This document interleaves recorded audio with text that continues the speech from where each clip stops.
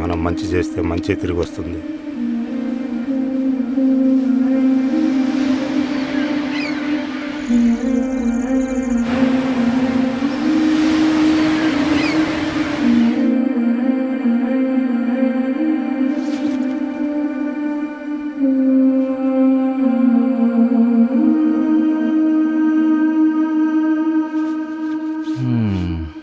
ఏంటి బేటా, ఏం ఆలోచిస్తున్నావు?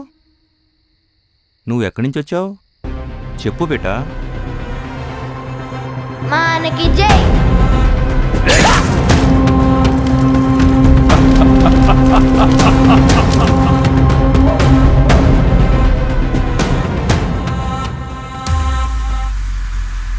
తాత, నీకు మొహమ్మద్ ఏమవుతాడు? వాడు నీలాగా అనాథే. వాళ్ళ అమ్మా నాన్నని ఎవరో చంపేశారు.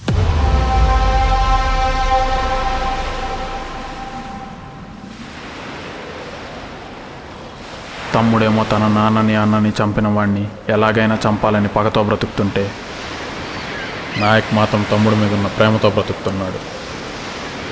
అలా 14 ఏళ్ళు గడిచాయి.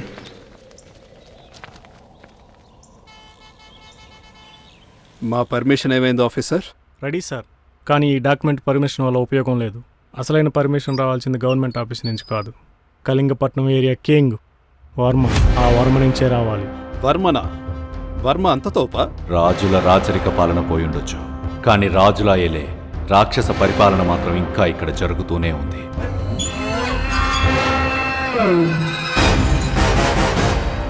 తనకు ఎదురు తిరిగిన వాళ్ళ ఆనవాళ్లు ఒక్కటి కూడా లేకుండా చేశాడు. అప్పటి నుండి ఇక్కడ అతని మాటే శాసనంగా మారింది. వర్మ మొదట్లో అత్యవసరమైతేనే కనిపించేవాడు, కానీ దాదాపు 10 ఏళ్లుగా జనానికి వర్మ కనబడకుండా మాటతోనే శాసిస్తూ ఆ మాటని ఆయుధంగా వాడి నాయక్తో ఈ కళింగపట్నాన్ని పరిపాలిస్తున్నాడు.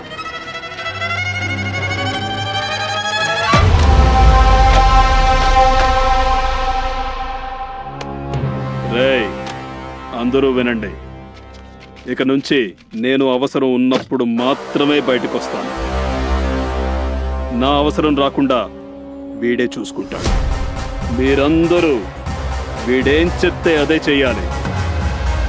అర్థమైందా? అదలా ఉంటే కొన్నేళ్లుగా ఆ సీటు కోసం ఆకలితో ఉన్న పులుల్లా అవకాశం కోసం 3 వ్యక్తులు ఎదురు చూస్తున్నారు. వాళ్లే శంకర్, ధనుంజయ్, పాండ్య. ఆ కుర్చీలో కూర్చోవాలనే ప్రతి క్షణం తప్పిస్తున్నారు. కానీ అది జరగాలంటే అంత సులువు కాదు. శివుడి ముందు నందిలా వర్మకి ముందు సిద్ధార్థ్ నాయక్ ఉన్నాడు.